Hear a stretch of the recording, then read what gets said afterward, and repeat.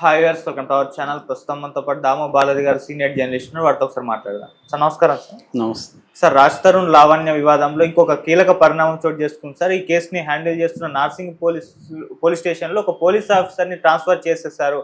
ఎందుకంటే వీళ్ళకి సంబంధించిన ఒక ఆడియో లీక్ అయిందని చెప్పేసి ఈ వార్త వైరల్ అవుతుంది. సార్ మరి ఈ ఆడియో లీక్ అయింది కదా, ఆడియోలో ఏముంది? ఆడియోనే ఈ ట్రాన్స్ఫర్మేషన్ కి కారణం అంటారా? మీరేం చెప్తారు ఈ ఇష్యూకి? నేను యాక్చువల్గా లాంగ్ బ్యాక్ చెప్పాను. అంటే ఈ అమ్మాయికి ఇంకొక పోలీస్ ఆఫీసర్కి మధ్య ఏదో అఫైర్ నడుస్తుందని వార్తలు కూడా వైరల్ అయినాయి. నడిచినా నడవకపోయినా అది మనకు తెలియదు కాబట్టి మనం చెప్పలేము. కానీ ఈ అమ్మాయి పక్షపాతంగా పోలీసులు అయితే వ్యవహరిస్తున్నారు ఈ కేసులో అనేది మాత్రం బయట నుంచి మనం పరిశీలిస్తే అర్థమైపోతుంది. ఎందుకంటే ఈ అమ్మాయి మస్తాన్ సాయి ఇంటికి వెళ్ళి దొంగతనంగా ఆ డిస్క్ తీసుకొచ్చింది. అప్పుడు కేసు పెట్టాల్సింది ఎవరి మీద? ఈ అమ్మాయి మీద. మస్తాన్ సాయి డ్రగ్స్లో ఉన్నాడా లేదనేది అది వేరే ఆస్పెక్ట్. ఈ కేసులో ఈ అమ్మాయి అతని మీద కేసు పెట్టినప్పుడు ఈ హార్డ్ డిస్క్ అసలు నీకు ఎక్కడిది అని అడిగింది. నేను పోయి దొంగిలించుకొని వచ్చినా అంటే ముందు ఈ అమ్మాయి మీద పెట్టాలి కేసు. హార్డ్ డిస్క్ని అతని పర్సనల్ హార్డ్ డిస్క్ అది.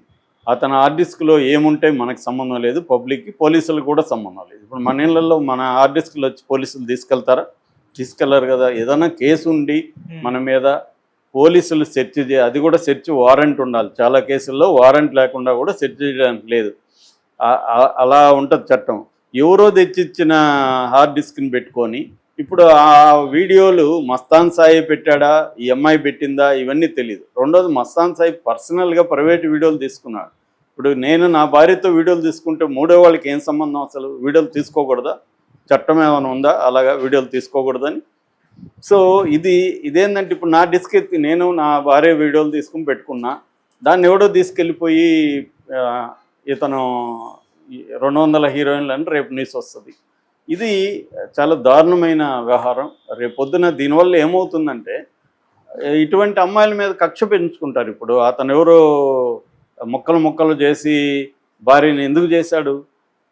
దాని వెనక అతనికి హ్యూమిలేషన్ అవన్నీ కూడా వాస్తవమే కదా. అతన్ని పంచాయతీ పెట్టి హ్యూమిలేట్ చేశారు వాళ్ళ ఫ్యామిలీస్. సో ఇవన్నీ ఏమవుతుందంటే చట్టం సరిగా పనిచేయనప్పుడు చట్టాన్ని మనుషులు వాళ్ళ చేతుల్లోకి తీసుకుంటారు. సో చాలా క్రైమ్ పెరగడానికి మన క్రిమినల్ జస్టిస్ సిస్టమ్ చాలా కారణం, ముఖ్యంగా పోలీసులు. ఎందుకంటే పోలీసుల దగ్గరికి ఫస్ట్ కేసు వెళ్తే మొన్న కూడా చూసాం కదా, టైటిల్ కూడా అదే వచ్చింది కదా, కంప్లైంట్ ఇవ్వడానికి పోతే కడుపు చేసిన పోలీసు. ఇలాంటి బోలెడు ఉన్నాయి. అట్లాగే అనంతపురంలో అమ్మాయి నువ్వు ఒంటరిగా ఉన్నావా అని అతను హరాస్ చేస్తుంటే కేసు పెట్టింది.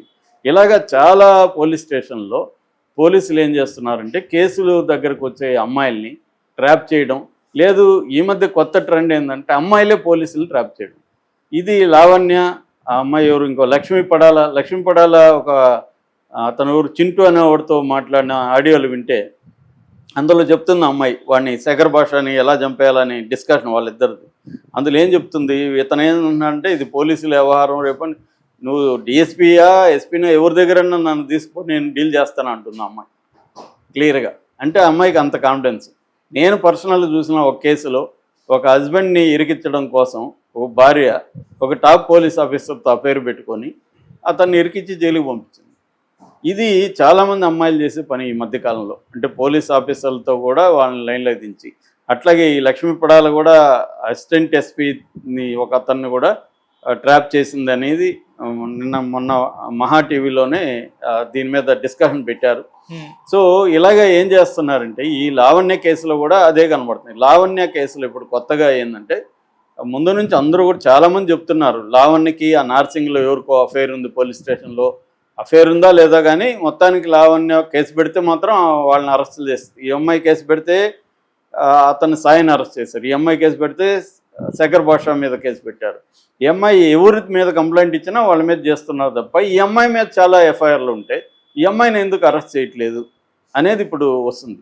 మనకేంటంటే ఇప్పుడు జెండర్ ఈక్వాలిటీ అన్నప్పుడు రెండు వైపులు ఉండాలి కదా. అది అమ్మాయిలకి అన్యాయం జరిగినప్పుడు మనం మాట్లాడాలి, అట్లాగే అబ్బాయిలకి అన్యాయం చేస్తుండే అబ్బాయిల్ని ఇలాగా మోసపూరితంగా కేసులు పెట్టి ఇరికించి జైలుకి పోయి వాళ్ళ లైఫ్ని, వాళ్ళ పేరెంట్స్ని, వాళ్ళందరినీ ఇబ్బందులు పాలు చేసినప్పుడు కూడా ఖచ్చితంగా దాన్ని ఎత్తి చూపాల్సిన అవసరం ఉంది.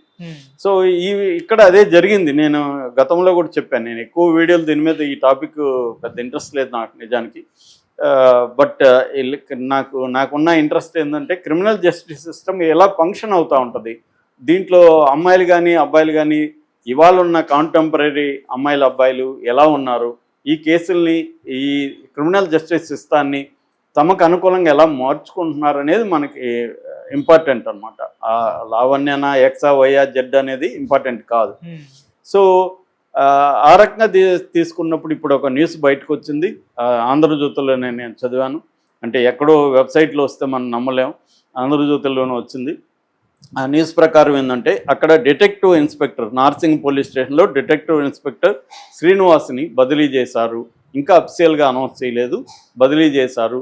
ఎందుకంటే ఈ అమ్మాయికి అతనికి మధ్య ఆడియో లీక్ అయింది. ఆడియో టెక్స్ట్ కూడా అతను రాశాడు. ఈ అమ్మాయి నేను పోలీస్ స్టేషన్కి వస్తాను, నువ్వు నాకు ఇన్ఫర్మేషన్ ఇవ్వు అని అడుగుతుంది. అతను రావద్దని చెప్తున్నాడు. రావటం లేదని నీకు చెప్పాలా, ఏమవుతుంది వస్తే, ఇప్పుడు నీకు వస్తా అంటే నువ్వేం చేస్తావు, నాకు కావాలి, అర్థం చేసుకో. అతనేమో అర్థం చేసుకో రావద్దు అంటున్నాడు. అర్థం చేసుకోవాలా, నేను గలీజు, నేను చాలా గలీజు అని ఈ అమ్మాయి చెప్తుంది. మిమ్మల్ని వచ్చి నేను దూరం నుంచి చూసిపోతాను, జస్ట్ సరదాగా ఇన్ఫర్మేషన్ ఇచ్చేయండి అని మాట్లాడుతుంది. అట్లాగే ఇంకొక వీడియో కూడా ఏదో రిలీజ్ అయింది. సో దాంట్లో కూడా సరదాగా ఈ అమ్మాయి మాట్లాడుతుంది.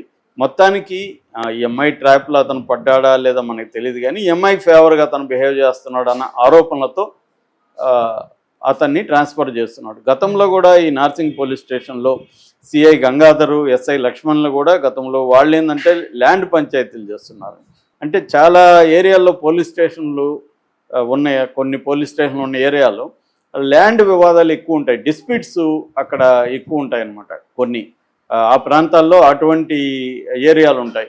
సో ఈ నార్సింగ్ కూడా అటువంటి శంకర్పల్లి ఆ ఏరియాలు ఉన్నాయి కదా, అక్కడ జన్వాడ, అప్పుడు కూడా జన్వాడ ల్యాండ్ ఇష్యూలోనే వీళ్ళిద్దరిని సస్పెండ్ చేశారు, ఈ గంగాధర్ అండ్ లక్ష్మణ్ని.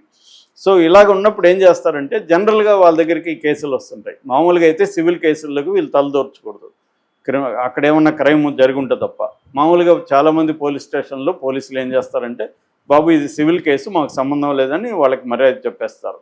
కానీ సంపాదించుకుందాం అనుకున్న వాళ్ళు ఏం చేస్తారంటే సివిల్ కేసులను ఉపయోగించుకొని వాళ్ళ మీద ఏదో క్రిమినల్ కేసు పెట్టేస్తామన్న వాళ్ళని బెదిరించి పంచాయతీలు చేసి ఒక పార్టీ వైపు డబ్బులు తీసుకొని ఒక పార్టీ వైపు చేసుకొని ఇతర పార్టీని, అది న్యాయమాన్యాయం అనేది ఉండదు ఇక్కడ. వీళ్ళు ఎవరు డబ్బులు ఎక్కువ ఇస్తే వాళ్ళని చేసుకుంటారు, అవతల వాళ్ళని ఇబ్బందులు పెట్టడం, కేసులు పెట్టడం, ఏదో ఒక హరాస్మెంట్ కేసు పెట్టడం, ఇది జరుగుతుంది. ఎందుకంటే మన దేశంలో ఇందాక చెప్పినట్టు క్రిమినల్ జస్టిస్ సిస్టంలో ఉండే ప్రాబ్లం ఏంటంటే ప్రాసెస్ ఇస్ ద పనిష్మెంట్. నా మీద కేసులు పెట్టేస్తే అవి ప్రూవ్ అవ్వచ్చు, అవ్వకపోవచ్చు. ఇప్పుడు సాయిబాబా 10 ఏళ్ళు జైల్లో ఉన్నాడు పాపం, 95 years వికలాంగుడు. ఆ జైలు వల్లే ఆయన చనిపోయాడు బయటకు వచ్చినాక. ఆయన 10 ఏళ్ళు ఉన్నాక నిర్దోష అన్నారు, మళ్ళీ 10 ఏళ్ల జీవితాన్ని ఎవరిస్తారు ఆయనకి? ఇది మన క్రిమినల్ జస్టిస్ సిస్టంలో ఉండే ఒక మేజర్ ప్రాబ్లం. దానివల్ల ఏమవుతుందంటే పోలీసులు కావాలని కేసులు పెట్టాడు, నువ్వు పోయి కోర్టులో చూసుకోరాని. సో వీడు ఇంకా తిరగతా ఉండాలి, పోలీస్ స్టేషన్కి తిరగాలి, కోర్టులకు తిరగాలి, కోర్టులు త్వరగా తేల్చవు. సో మనం చూస్తున్నాం కదా, వివేకానంద రెడ్డి హత్య కేసు 6 ఏళ్ళు అయింది, ఇప్పటివరకు తేలలేదు. అటువంటి ఒక సెలబ్రిటీ హత్య కేసే అలాగే ఉంటాయి, ఇంక మామూలు క్రైమ్లో ఎవరు పట్టించుకుంటారు? సో ఈ క్రిమినల్ జస్టిస్ సిస్టమ్ ఏం